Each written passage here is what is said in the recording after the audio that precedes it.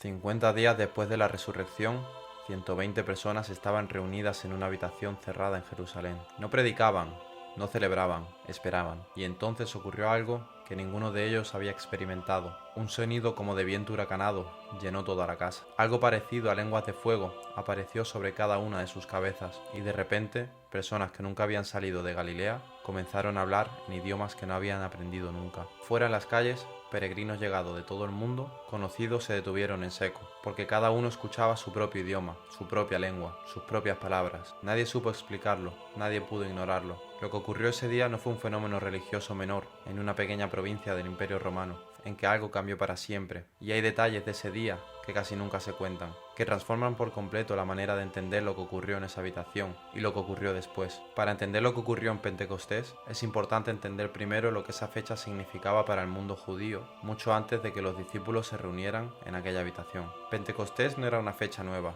era una de las 3 festividades más importantes del calendario judío. Se celebraba 50 días después de la Pascua y conmemoraba el momento en que Moisés recibió la ley en el monte de Sinaí. Era la fiesta de la entrega de la Torá, el día en que Dios habla a su pueblo y les dio las palabras que debían guiar su vida. Históricamente, sabemos que durante Pentecostés, Jerusalén se llenaba de peregrinos judíos, llegados de todas las regiones del Imperio Romano y más allá. Había judíos de Mesopotamia, de Egipto, de Roma, de Persia, de Arabia, personas que compartían una fe común, pero que hablaban lenguas completamente distintas. La ciudad era, en esos días, un mapa del mundo conocido concentrado en unas pocas calles. En ese contexto, 120 seguidores de Jesús llevaban 50 días reuniéndose en oración en una habitación de Jerusalén. 50 días desde la resurrección, 50 días desde que Jesús les había dicho que esperaran, que no se movieran, que algo estaba a punto de ocurrir. No sabían qué, no sabían cuándo, solo sabían que debían esperar. Y es importante entender lo que esa espera significaba para ellos. No eran personas en paz,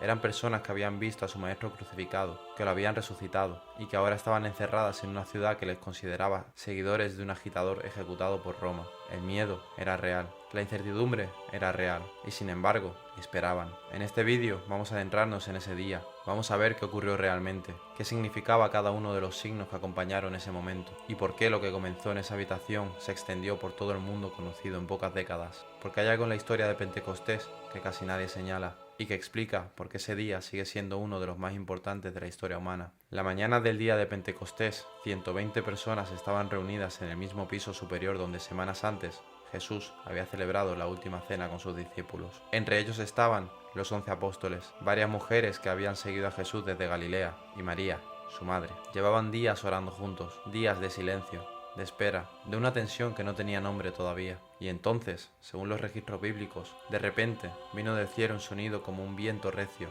y veloz que llenó toda la casa. No era viento, era como viento. El que escribe el relato en el libro de los Hechos elige sus palabras con cuidado. No dice que entrara aire, dice que hubo un sonido, una presencia que se percibía físicamente, pero que no era simplemente meteorológica. Inmediatamente después, aparecieron sobre cada uno de ellos algo semejante a lenguas de fuego. No una sola llama sobre el grupo, una sobre cada persona, individual, específica, como si lo que estaba ocurriendo no fuera un fenómeno colectivo e impersonal, sino algo que alcanzaba a cada uno de manera particular. En aquel contexto, los 2 símbolos que acompañaron ese momento, el viento y el fuego, tenían un peso enorme en la tradición judía. El viento, en hebreo ruaj, era la misma palabra que se usaba para hablar del Espíritu de Dios. En el libro del Génesis, ese mismo viento aleteaba sobre las aguas antes de la creación. En el libro de Ezequiel, ese mismo viento era el que hacía levantarse a los huesos secos y devolverles la vida. Y el fuego era el signo con el que Dios había aparecido a Moisés en la zarza ardiente. El mismo fuego que había guiado al pueblo de Israel por el desierto durante 40 años. Las personas que estaban en esa habitación no necesitaban que nadie les explicara lo que esos símbolos significaban. Los conocían desde la infancia, y precisamente por eso lo que estaban viviendo les dejó sin palabras. Pero lo que ocurre a continuación es lo que ninguno podía haber anticipado. Todos fueron llenos del Espíritu Santo y comenzaron a hablar en otras lenguas. Esa frase, leída deprisa, puede parecer una descripción religiosa abstracta, pero lo que ocurrió en las calles de Jerusalén a continuación convierte ese momento en algo concreto, verificable y extraordinariamente perturbador para quienes lo presenciaron.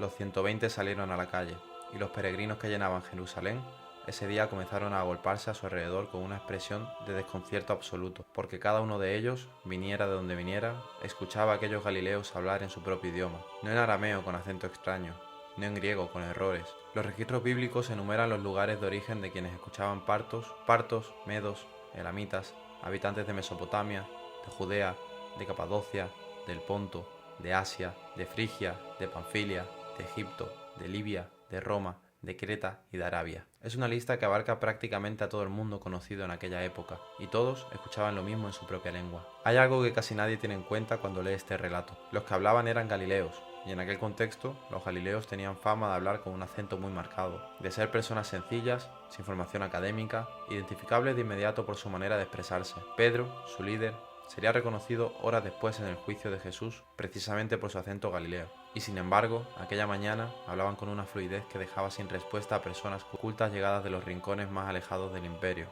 La reacción de la multitud se divide en dos. Unos estaban atónitos y no sabían qué pensar. Otros intentando encontrar una explicación racional. Dijeron lo único que se les ocurrió: están borrachos. Y aquí es donde todo se complica, porque en ese momento Pedro, el mismo hombre que semanas antes había negado conocer a Jesús 3 veces en una sola noche, se pone en pie delante de toda aquella multitud y comienza a hablar. Más adelante entenderemos por qué ese discurso de Pedro es uno de los momentos más decisivos de toda la historia del cristianismo. Pedro se pone en pie, y lo que hace a continuación resulta extraordinario si recordamos quién era Pedro apenas 50 días antes. Este es el mismo hombre que en el momento del arresto de Jesús sacó una espada, un gesto impulsivo y torpe, que Jesús tuvo que corregir de inmediato. El mismo hombre que horas después, cuando una sirvienta lo señaló como seguidor de Jesús, lo negó con tanta vehemencia que comenzó a jurar y a maldecir para resultar más convincente. 3 veces, ante 3 personas distintas, hasta que cantó el gallo. Ese hombre está ahora de pie, frente a miles de peregrinos, llegados de todo el mundo conocido, en la misma ciudad donde Jesús fue ejecutado, ante las mismas autoridades que lo condenaron, y habla sin miedo, sin titubeos, con una claridad y una autoridad que nadie en aquella multitud podía ignorar. Podemos ver que algo fundamental había cambiado en Pedro, y no era simplemente valentía personal, era otra cosa. Su discurso es directo y sin rodeos. Comienza respondiendo a los que decían que estaban borrachos. Son las 9 de la mañana, dice, no están borrachos. Lo que están viendo es el cumplimiento de algo que el profeta Joel anunció siglos antes, que en los últimos tiempos Dios derramaría su espíritu sobre toda carne, sobre hijos e hijas, sobre jóvenes y ancianos, sin distinción de edad ni de género. Y entonces Pedro hace algo que requería una audacia que va más allá de cualquier valentía humana. Señala directamente a los presentes y les dice que Jesús de Nazaret, a quien ellos crucificaron, ha resucitado, que Dios lo ha resucitado y que todos ellos son testigos de ello. No está hablando de algo ocurrido en la oscuridad, está hablando de algo ocurrido en público, verificable,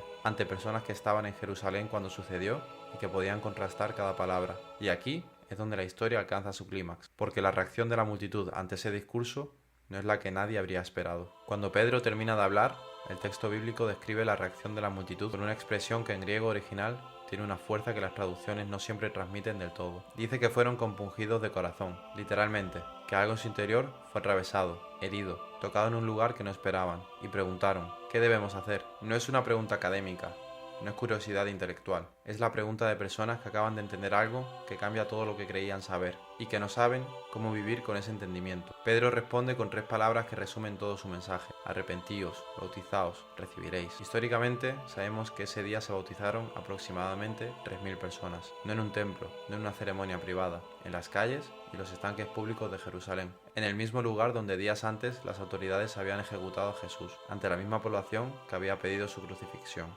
Es importante entender la dimensión de lo que ese número significa. La comunidad de seguidores de Jesús había pasado de 120 personas reunidas en una habitación cerrada a más de 3.000 en un solo día, y no en una ciudad cualquiera, en Jerusalén, en el centro religioso y político del judaísmo, bajo la mirada de las mismas autoridades que habían intentado acabar con todo aquello semanas antes. Y lo que ocurrió después de ese día siguió el mismo ritmo. Los registros bíblicos describen una comunidad que crecía cada día, que compartía sus bienes, que se reunía en los templos y en las casas, que atraía la atención y la admiración de quienes lo observaban desde fuera, incluso de quienes no compartían su fe.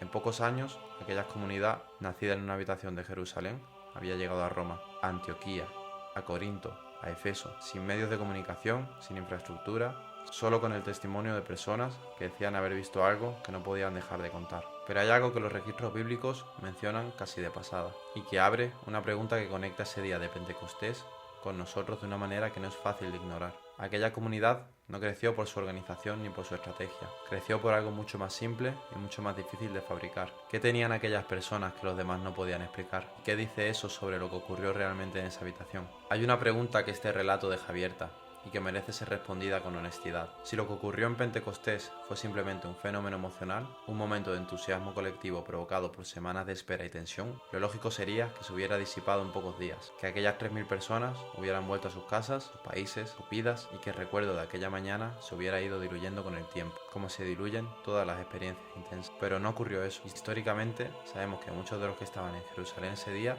volvieron a sus lugares de origen llevando consigo algo que no tenían cuando llegaron, y en cada lugar al que llegaron, aquello que llevaban se fue extendiendo, no con ejércitos, no con poder político, no con recursos económicos, con palabras, con testimonios, con una manera de vivir que resultaba tan diferente a lo que el mundo conocía que generaba curiosidad, admiración y también en muchos casos una persecución feroz. Pedro fue ejecutado, Pablo fue ejecutado. La mayoría de los apóstoles murieron por lo que creían. Sin embargo, lo que comenzó en esa habitación no se detuvo, siguió creciendo, siguió extendiéndose, hasta llegar 2000 años después, a cada rincón del planeta. Es importante entender que Pentecostés no fue el final de una historia, fue el comienzo de otra, la historia de un fuego que se encendió en 120 personas y que desde entonces no ha dejado de pasar de mano en mano. Hay algo en eso que resulta profundamente cercano, porque cada uno de nosotros que ha sentido alguna vez que algo cambia en su interior, que algo cambia en su interior cuando se acerca a Dios, que ha experimentado una claridad o una paz que no sabe explicar del todo, que ha notado algo en su manera de ver el mundo, se transforma sin que nadie se lo haya impuesto. Está tocando de alguna manera lo mismo que tocaron aquellas 120 personas en aquella habitación de Jerusalén. El fuego de Pentecostés no fue un evento del pasado encerrado en las páginas de un libro antiguo, fue el inicio de algo que sigue vivo, algo que no depende de instituciones ni de estructuras, algo que ocurre cuando una persona se detiene, espera y se abre a recibir lo que no puede fabricar por sí misma. Jesús les dijo que esperaran, y esperaron, y lo que llegó cambió el mundo para siempre. Hoy en día, cuando sientas que estás en una habitación cerrada, esperando algo que no termina de llegar, recuerda esto: la espera de Pentecostés duró 50 días, y lo que llegó al final de esa espera fue tan grande que ninguno de los que estaban allí volvió a ser el mismo. Si este vídeo te ha hecho pensar, me gustaría saber qué parte de esta historia te ha llegado más adentro. El momento en que Pedro, el mismo que negó a Jesús 3 veces, se pone en pie sin miedo ante miles de personas, las lenguas de fuego sobre cada uno de ellos de manera individual, o quizá las 3.000 personas que ese día dijeron sí. Déjamelo en los comentarios, leo cada uno de ellos. Y si conoces a alguien que necesite escuchar esta historia, comparte este vídeo con esa persona. Suscríbete al canal si quieres seguir adentrándonos juntos en estas historias que llevan siglos hablando de nosotros.